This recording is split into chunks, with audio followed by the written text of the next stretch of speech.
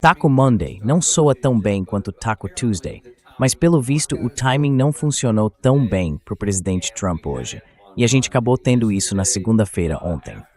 Depois que saímos do ar aqui, o presidente Trump postou de novo no Truth Social dizendo: "Fui solicitado. Eu não ia fazer isso, mas fui solicitado pelo emir do Catar, pelo príncipe da Arábia Saudita e pelo presidente dos Emirados Árabes Unidos a adiar o nosso ataque militar planejado contra a República Islâmica do Irã, que estava marcado para amanhã, ou seja, para hoje."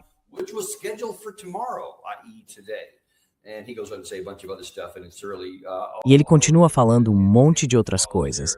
E na verdade, tudo isso, tudo o que vem depois, é só um monte de bobagem. A gente já passou por isso antes. Diziam que o presidente Trump estava prestes a agir. Até no programa de ontem a gente comentou que as coisas podiam estar caminhando para isso, que talvez estivéssemos a menos de 48 horas de retomar operações de combate, considerando tudo o que estava acontecendo. E aí o presidente Trump disse: que tal 0 horas? E não é a primeira vez que isso acontece. Quer dizer, aqui estão só alguns exemplos.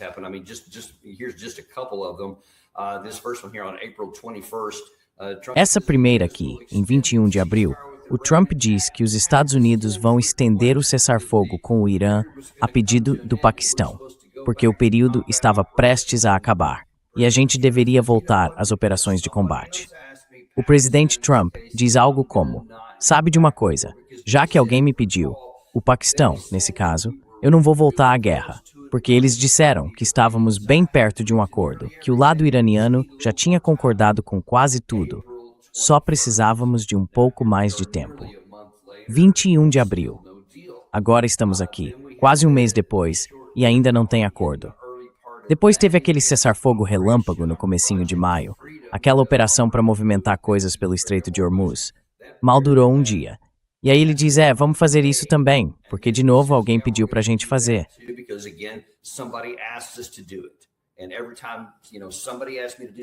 E toda vez que alguém me pede para fazer alguma coisa e para dar uma chance à paz, ele continua dizendo essas coisas, falando que já estão quase chegando a um acordo, que querem paz, que estão implorando por um acordo.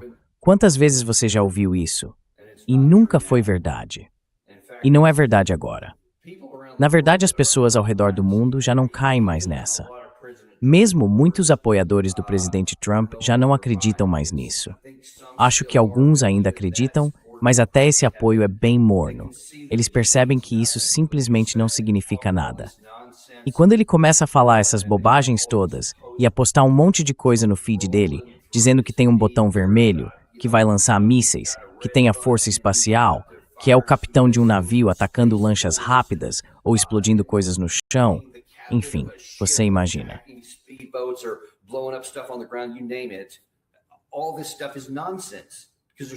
Tudo isso é uma bobagem, porque nada disso tem base na realidade. E eu acho que as pessoas estão começando a entender o que está acontecendo, que não existe uma solução militar para essa guerra.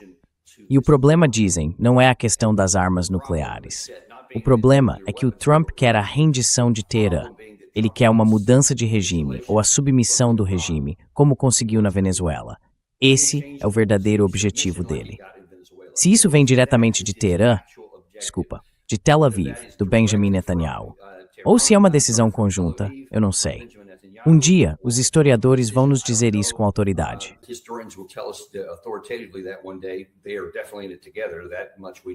Eles estão, sem dúvida, juntos nessa. Isso a gente sabe com certeza. Mas o objetivo deles é a capitulação ou a submissão do Estado do Irã. Ponto final. Todo o resto, toda essa conversa de que é sobre armas de longo alcance, sobre os grupos aliados, sobre a questão nuclear, o que for, tudo isso é só material para discurso público. A realidade é que se trata de subjugação. E aí vem o verdadeiro problema. Esse é o tipo de problema que você quer que aconteça.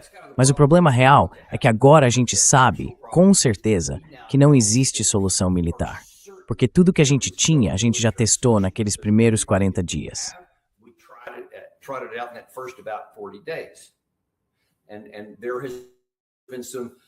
Tem rolado um certo burburinho entre o pessoal mais pró-guerra por aqui e também em parte da grande mídia nos Estados Unidos, dizendo algo tipo: Olha, agora a gente recalibrou. Temos mais informações de inteligência.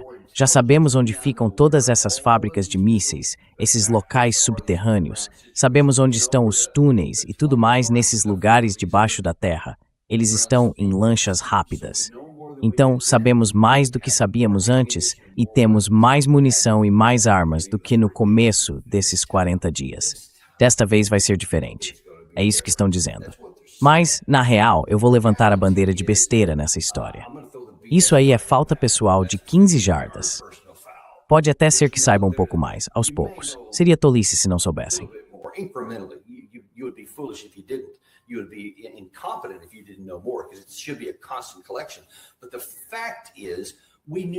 Mas o fato é que a gente já sabia onde todas essas coisas estavam, ou pelo menos a maioria delas. O problema não é não saber onde estão. O problema é conseguir destruí-las. Então me diga, você não precisa ser um especialista militar, basta ter bom senso. Se existe uma instalação enterrada bem fundo dentro de uma montanha de granito, feita para resistir a uma explosão nuclear e continuar funcionando, e você tenta, por uns 40 dias, umas 20 vezes, atingir essa instalação específica com armas convencionais e nunca consegue destruí-la. E ao que tudo indica, eles têm 33 dessas espalhadas ao longo da costa, no Golfo Pérsico e no Golfo de Omã.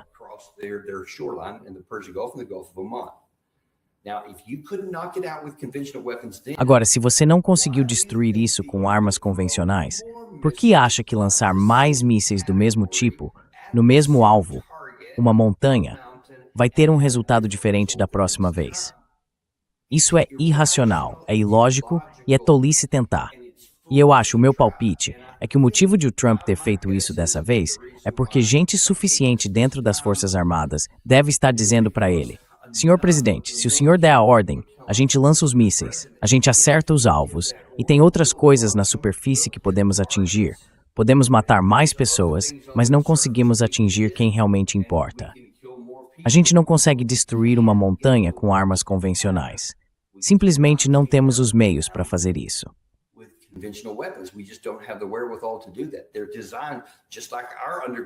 Essas instalações são projetadas do mesmo jeito que as nossas instalações subterrâneas, para aguentar muito mais do que qualquer ataque convencional conseguiria causar. Nem armas nucleares funcionariam. Então, por que alguém, qualquer pessoa, acha que uma arma convencional vai fazer o que não conseguiu fazer da primeira vez? Não vai. E eu acho que o presidente Trump está começando a perceber isso agora. A questão é, para onde ele vai a partir daqui? É curioso, ele fez um comentário sobre isso. Eu fui perguntado pelo Greg Carlson aqui, ele é do The Economist, é jornalista lá. E ele contou que vários aliados do Golfo, de alguns dos países que o Trump mencionou, disseram que não estavam cientes de nenhum plano iminente para atacar o Irã.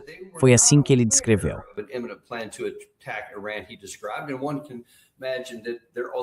E dá para imaginar que eles também estão dizendo algo como: eu não lembro de a gente ter pedido para você não atacar algo que a gente sabia que ia ser atacado.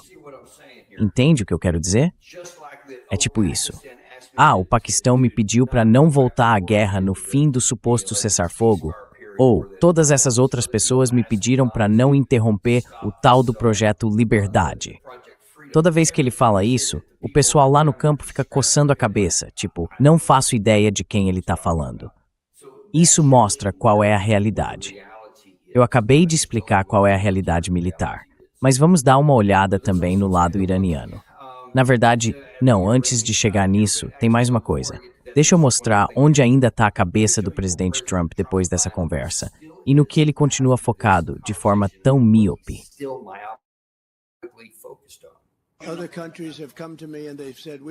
Outros países vieram até mim e disseram: a gente estava se preparando para fazer um ataque muito grande amanhã. Eu adiei por um tempo. Espero que talvez para sempre, mas talvez só por um tempo. Porque tivemos conversas muito importantes com o Irã. E vamos ver no que isso vai dar. A Arábia Saudita, o Catar, os Emirados Árabes Unidos e alguns outros me pediram para adiar 2 ou 3 dias, um período curto, porque acham que estão muito perto de fechar um acordo. E se conseguirmos isso, se não houver uma arma nuclear caindo nas mãos do Irã, acho que se eles ficarem satisfeitos, nós provavelmente também ficaremos. Nós informamos Israel, informamos outras pessoas no Oriente Médio que têm trabalhado conosco, e isso é um avanço muito positivo. Mas vamos ver se realmente vai dar em alguma coisa. Já tivemos momentos em que achamos que estávamos bem perto de um acordo e acabou não acontecendo. Mas dessa vez é um pouco diferente. Agora, amanhã já está tudo pronto. Algo muito grande. E não é algo que eu queria fazer, mas não temos escolha, porque não podemos deixar o Irã ter uma arma nuclear.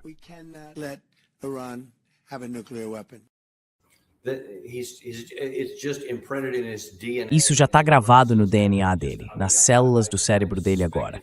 Quer dizer, eu acho que se alguém perguntar o que ele quer no almoço, ele vai responder: o Irã não pode ter uma arma nuclear. Mas não existe arma nuclear. Nunca existiu uma arma nuclear. Nunca houve um programa de armas nucleares. Eles nunca tiveram um. Por 47 anos, nunca tiveram um. Então não havia nenhuma ameaça iminente da qual ele tivesse salvado o país, simplesmente porque não existia programa algum. Esse é o primeiro ponto. O segundo é que o programa de energia nuclear que eles tinham e as capacidades de reprocessamento que eles tinham, que poderiam ter sido usadas se tivessem sido deixadas sem controle, foram destruídas no ano passado, ou pelo menos muito prejudicadas. Não totalmente destruídas, porque não dá para destruir a capacidade intelectual. Eles podem substituir literalmente tudo se quiserem. Mas até agora, não fizeram isso.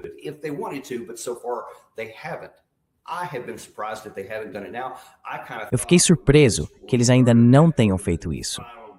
Eu realmente achei que quando essa guerra começou, aquilo seria o golpe final, e que isso os levaria, de forma discreta, a começar de fato a construir uma bomba. Achei que isso os faria correr atrás de uma bomba nuclear como forma de dissuasão.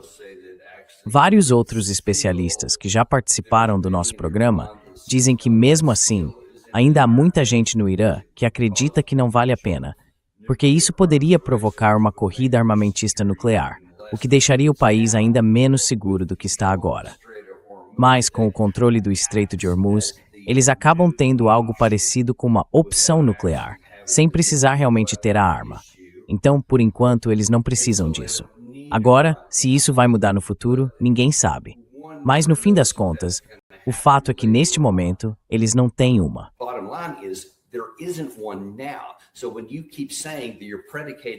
Então, quando você continua dizendo que está baseando toda essa guerra em algo que não existe, você também está baseando a saída em algo que não existe.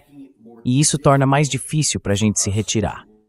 Agora, o Irã, eu acho, e só para mostrar, a gente mostrou para você há poucos dias, eles voltaram a afirmar: não temos interesse em ter uma arma nuclear.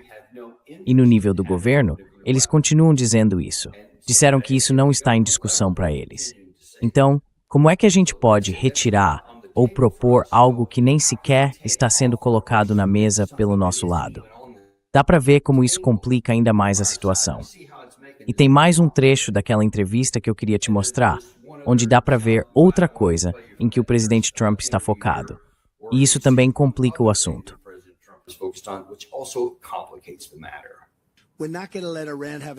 Nós não vamos deixar o Irã ter uma arma nuclear.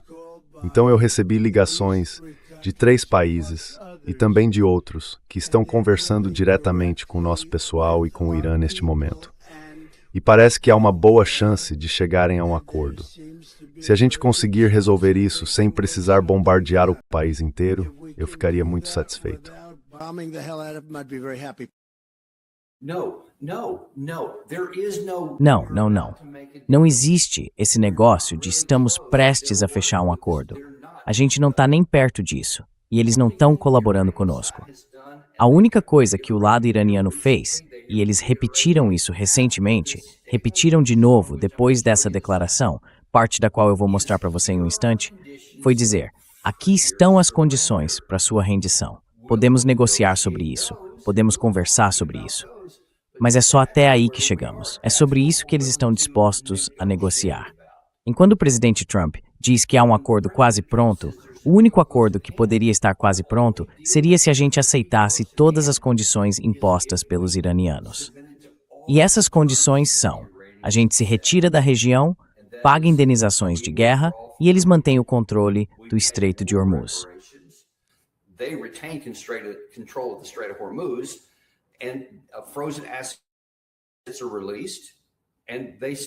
É uma liberação. E eles ainda poderiam manter suas relações com seus grupos aliados. Eles continuam dizendo que não vão desenvolver uma arma nuclear. Mesmo assim, dizem isso. Mas também afirmam que o material reprocessado é um direito soberano do país, como signatário do Tratado de Não Proliferação Nuclear. E que vão continuar com isso. Vão resolver essa parte também. Então, basicamente, você não consegue nada do que quer, além da garantia de que não haverá uma arma nuclear. Nesse sentido, até existe algum avanço. Mas para chegar a esse ponto, para conseguir um fim negociado em que os dois lados parem de lutar, os Estados Unidos teriam que agir. Porque eu acho que o lado iraniano percebe que o tempo está a favor deles, e que se o conflito voltar, eles é que vão acabar sofrendo.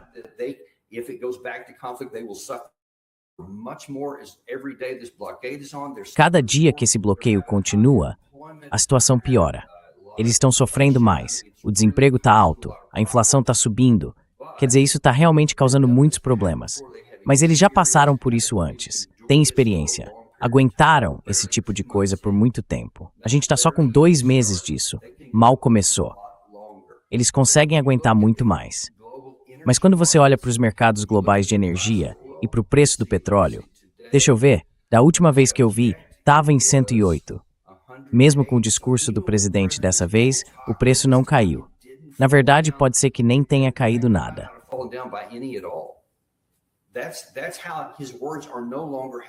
É por isso que as palavras dele já não têm mais o mesmo efeito. Você lembra da última vez que ele disse isso? Teve uma queda de 9%. Caiu muito, tipo $9 por um período de tempo. Agora até os mercados estão começando a perceber que não tem realidade nisso. Então a pergunta é, para onde a gente vai? O que vem agora? Bom, deixa eu te mostrar. Eu já mostrei o que o presidente Trump pensa. Agora vamos ver o que alguns aliados regionais acham. Vamos começar com o professor da Universidade de Teherã, que aparece bastante, junto com o professor Morandi, que a gente já mostrou aqui no programa, o professor Azizi, que explicou um pouco como o Irã está vendo essa situação.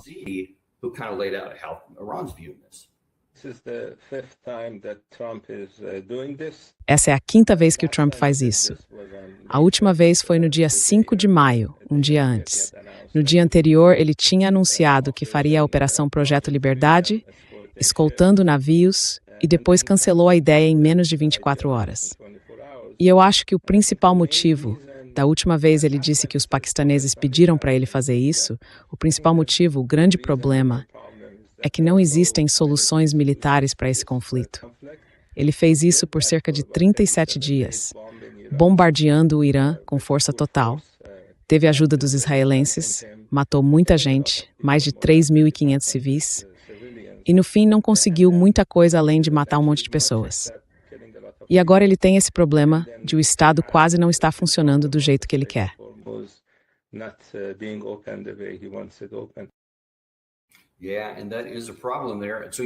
E esse é um problema aí.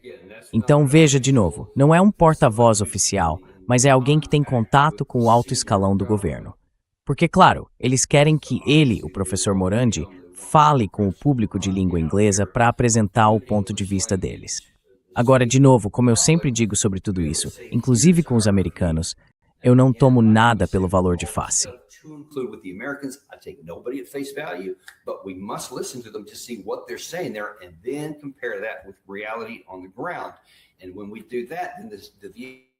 E quando a gente faz isso, as visões do lado americano, do lado israelense e do lado iraniano, a que mais se aproxima do que realmente vemos no terreno, infelizmente, é a iraniana. Agora, isso vem de alguém que não está diretamente no governo. Então vamos ver quem está, de fato, no governo, nos níveis mais altos.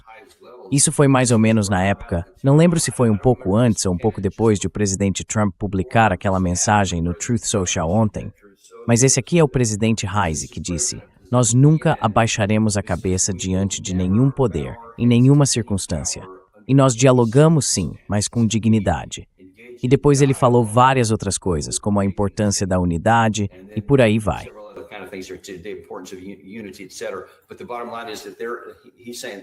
Mas no fim das contas, o que ele está dizendo é o seguinte: Não vamos negociar sob nenhum tipo de pressão. Não vamos nos ajoelhar para ninguém por causa de pressão. Ou seja, se vocês voltarem com essa coisa militar, a gente vai aguentar, mas ainda assim não vai se curvar. E isso mostra alguém que sabe, quando você já deu o seu melhor golpe em alguém e a pessoa continua de pé, agora ela tem muito mais confiança de que pode aguentar de novo. Porque ela já sabe o que é, já sabe como é que funciona. E claro, até agora a gente tem atacado principalmente os alvos militares deles, como aquelas montanhas e tal, porque é lá que ficam os mísseis que eles usam para controlar o Estreito de Hormuz e atacar todo mundo na região.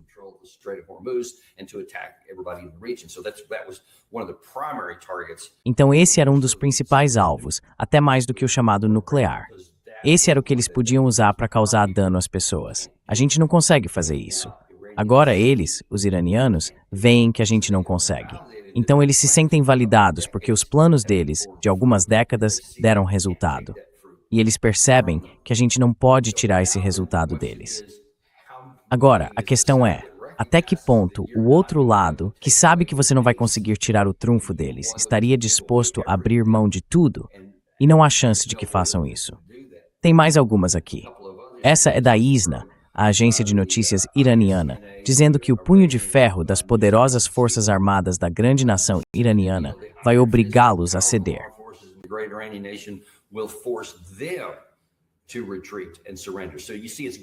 Recuar e se render. Então veja, agora a coisa foi além. A gente não vai se ajoelhar para ninguém. Agora eles estão um pouco mais arrogantes e dizendo, na verdade, estamos pedindo a sua rendição. Como eu já disse, os termos que eles apresentaram equivalem a uma rendição e a um reconhecimento de que a guerra fracassou. Não só que não deu certo, mas que realmente fracassou, e que eles estão pedindo a nossa rendição, o exército deles. Isso foi dito hoje de manhã, um porta-voz do exército, e aqui estou falando do exército oficial do Irã, não da guarda revolucionária. Eles têm ramos separados das forças armadas. Se o inimigo for tolo o bastante para cair na armadilha dos israelenses e lançar outra agressão, nós vamos abrir novas frentes contra eles, com novos métodos.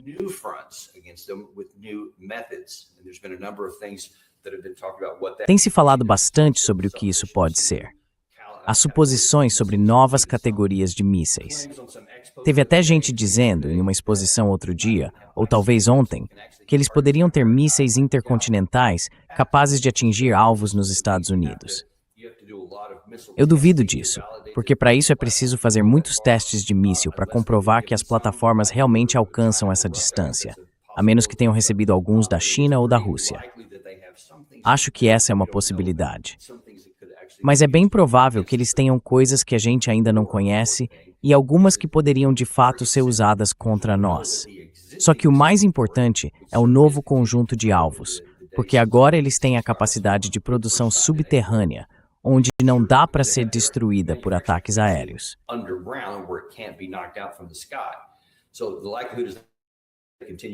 Então, é bem provável que eles continuem. Você deve ter visto várias matérias da CNN, do New York Times, do Washington Post, todos dizendo que agora eles são mais capazes do que a gente imaginava, algo em torno de 75%, mais ou menos. Esse número parece razoável. É uma estimativa plausível, com base no que a gente observou fisicamente. Ou seja, eles conseguem acertar o que miram.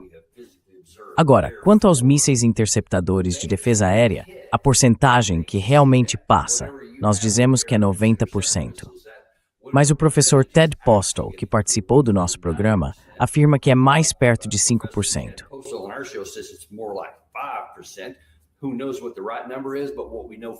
Quem sabe qual é o número certo, mas o que a gente sabe com absoluta certeza, comprovado, é que seja qual for o número que passa, ele é extremamente preciso.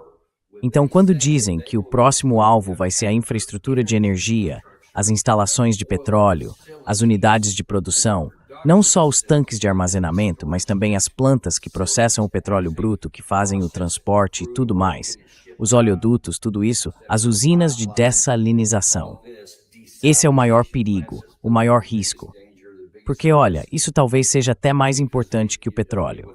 O petróleo é essencial para a economia, mas a água, as pessoas não sobrevivem sem ela em quantidade suficiente. e vai ser muito difícil conseguir tanta água para qualquer país que eles atinjam que o lado iraniano consiga atingir.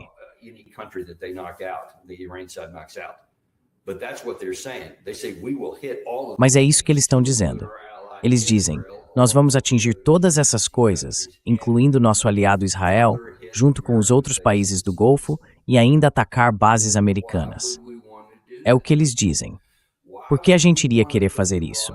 Por que colocar o Irã à prova, se eles já mostraram e comprovaram que têm capacidade de fazer exatamente o que dizem? Até agora, sempre que afirmaram que iam reagir a algo que nós lançamos, eles realmente fizeram. Eles também fizeram outras alegações sobre coisas que teriam feito. Dizem que explodiram vários dos nossos navios e atingiram um monte de alvos danificados. Mas pelo menos até agora, a gente não viu nenhuma prova concreta disso.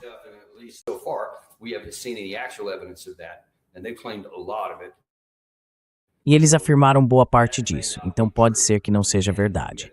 De novo, a gente precisa confirmar o que realmente dá para saber lá no terreno. Até agora, não temos nenhuma prova concreta de que esses ataques realmente atingiram o alvo, que algum navio foi de fato danificado ou atingido por mísseis, por disparos de mísseis de cruzeiro. Mas quando eles dizem o que vão fazer se forem atacados, eles cumprem o que prometem. Então, isso é algo a que a gente precisa prestar muita atenção. Vamos dar uma olhada em mais uma coisa aqui, porque é isso que o lado iraniano está dizendo. Eu acabei de mostrar o que o presidente Trump disse. Agora, quem você acha que está mais descontente hoje por causa da declaração que o presidente Trump fez ontem?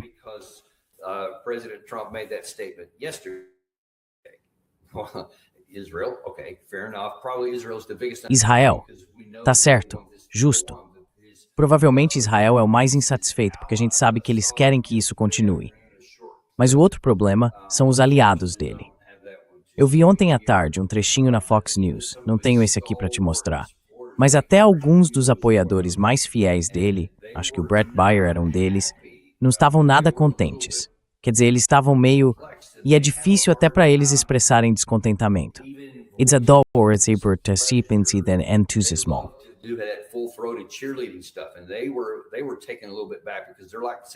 Eles ficaram meio surpresos porque disseram algo tipo, olha, a gente não pode fazer isso, porque não dá para sair daqui sem eliminar o programa nuclear deles ou recuperar aquele material. Isso não é negociável e esse acordo não vai chegar lá. Então eles foram um pouco mais contidos nas críticas, mas nem tanto assim. Então, o problema continua. Agora, deixa eu mostrar uma coisa. Não, melhor, deixa eu colocar isso aqui primeiro. Isso aqui foi o que o Lindsey Graham publicou, e pode acreditar, é um aviso bem claro também. Como ele disse antes, essa é a postagem dele de ontem, como já afirmei antes, qualquer acordo feito entre os Estados Unidos e o Irã precisa ser aprovado pelo Congresso, como aconteceu com o JCPOA. Aliás, não aconteceu. Foi por isso que o Obama fez por ordem executiva.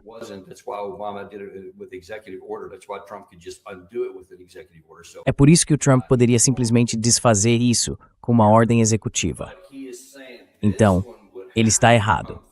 Mas o que ele está dizendo é que nesse caso teria que passar pelo Congresso para ser aprovado, porque assim ele teria poder de veto sobre o acordo. Ou seja, ele está dizendo para o presidente de forma bem direta que se não gostar dos termos, ele e os colegas dele no Senado não vão aprovar. E o presidente vai ficar na mesma situação do Obama, tendo que recorrer a uma ordem executiva, mesmo que consiga um acordo com o lado iraniano. Ele continua dizendo que, se for possível, encerrar o conflito por meios diplomáticos e alcançar os objetivos de segurança nacional, ou seja, a rendição completa deles, isso seria uma grande conquista.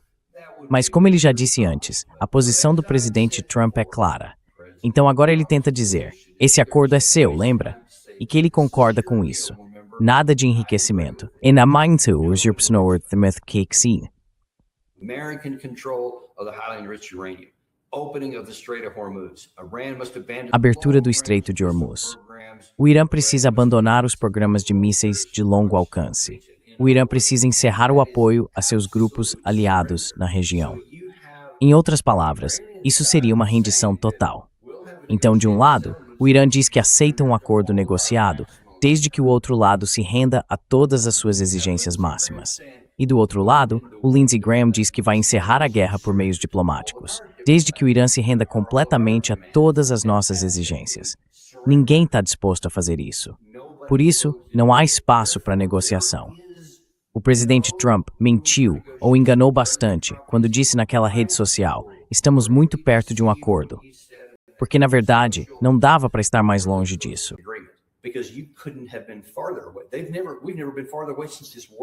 Desde que essa guerra começou, a gente nunca esteve tão distante. E olha que isso já é dizer muito, porque desde o início a gente sempre esteve longe, lembra? Começou, mas a gente jogou tudo isso no lixo. Falo mais sobre isso outro dia. Mas, falando de agora, esse é o ponto mais distante em que a gente já esteve, e todo mundo está se entrincheirando. Agora, a pergunta é, para onde a gente vai a partir daqui? O Robert Gates, ex-secretário de Defesa, que nunca foi exatamente um grande apoiador do Trump, está meio em cima do muro. Mas ao mesmo tempo mostra onde outros grupos nos Estados Unidos estão em relação a essa guerra e à questão do programa de armas nucleares, quando ele disse o seguinte: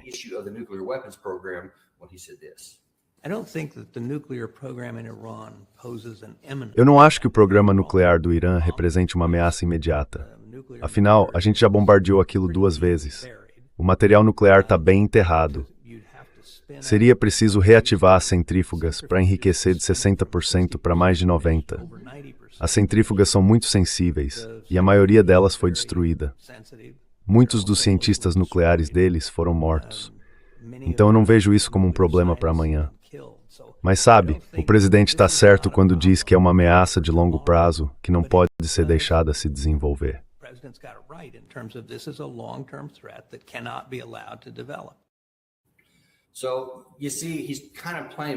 Então veja, ele meio que joga dos dois lados, o que é interessante. O Robert Gates não foi um mau secretário de defesa. Eu tive vários problemas com ele, mas fiquei satisfeito quando ele cancelou o programa Future Combat System, por exemplo, porque ele percebeu que aquilo simplesmente não estava funcionando. Pelo menos ele teve coragem de fazer isso. Mas em outras coisas, ele ficava meio em cima do muro. E aqui tem outro exemplo disso. Ele diz algo como, bom, não havia exatamente uma ameaça iminente, como o presidente Trump afirmou. Afinal, nós já tínhamos bombardeado 2 vezes e por aí vai. Então ele mesmo acabou dizendo que havia uma ameaça. Eu queria que ele fosse direto e dissesse essa é a verdade. Mas ele fica indeciso, sem firmeza. Aí logo depois ele muda de novo e diz, mas, quer dizer, o presidente Trump até tem um ponto, porque afinal, eles não podem ter uma arma nuclear.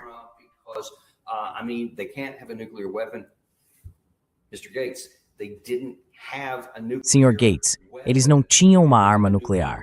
Eles não tinham um programa de armas nucleares. E se a ideia é que nunca cheguem a ter um, então parem de provocá-los, de ser o inimigo constante deles por 47 anos, tentando destruí-los economicamente e agora tentando destruí-los fisicamente. Desde 2010, com o Stuxnet e outras formas subterrâneas, digamos assim, que tentamos usar contra eles, ataques cibernéticos, esse tipo de coisa. E depois vieram as campanhas de assassinato que Israel lançou contra os cientistas deles e várias outras ações. E aí começaram também os ataques físicos. Primeiro contra a embaixada deles na Síria e depois os assassinatos em Teherã.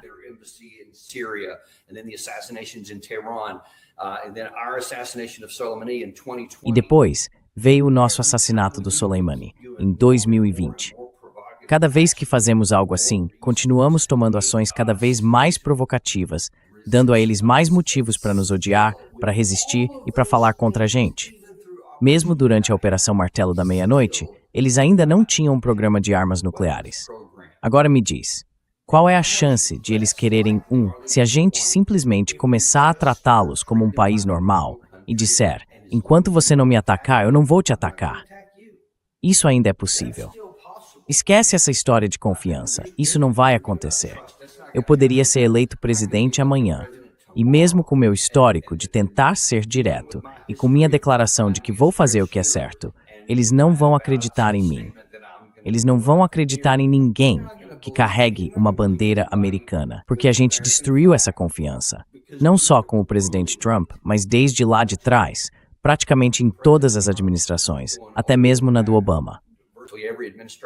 Even the Obama administration, as much as it did, and I give it credit to this day for coming up with the JCPOA, even then we didn't exactly honor our word. Mesmo assim, a gente não cumpriu exatamente o que prometeu, nem fez o que deveria do nosso lado, nem durante o governo dele, muito menos depois.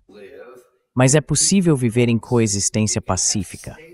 Dá para ter relações estáveis, em que eles não fiquem, sabe, atacando navios no Estreito de Hormuz. E provavelmente vai demorar bastante até conseguirmos que eles abram mão do controle ali, para que parem de cobrar essa taxa de passagem por causa das nossas ações.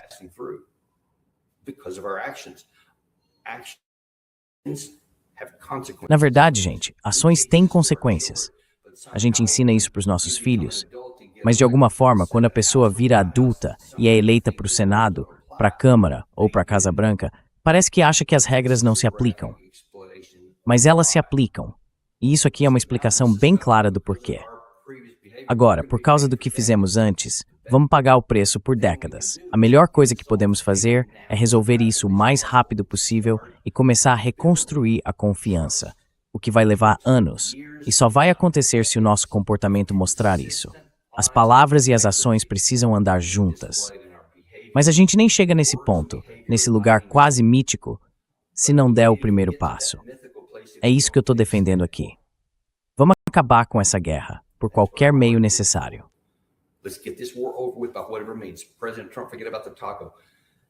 Presidente Trump, esquece a conversa. Só tira isso da frente. Declara vitória. Diz algo como, nós destruímos eles, mandamos de volta 20 anos no tempo, qualquer coisa assim.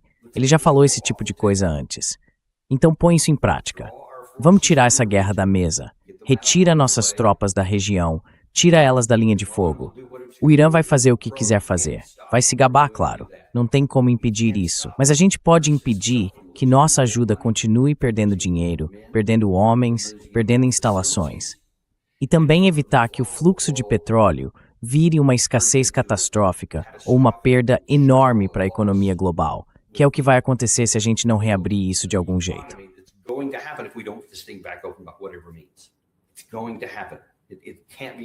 Isso vai acontecer. Não tem outro jeito. É assim que o sistema foi feito. A gente precisa resolver isso logo e precisa ser hoje. Muito obrigado, pessoal. Vamos continuar trazendo qualquer novidade que aparecer. Se acontecer alguma coisa, tomara que não, eu volto para o estúdio na semana que vem, pronto para retomar o trabalho. Muito obrigado e a gente se vê lá com a equipe do Daniel Davis. Você sabe que a gente não tem patrocinadores porque não gosta de encher você de propaganda? Eu não gosto disso. Então mostra um pouco de apoio, se inscreve, curte e manda isso para alguém de quem você gosta. Like, and send this to somebody you care about.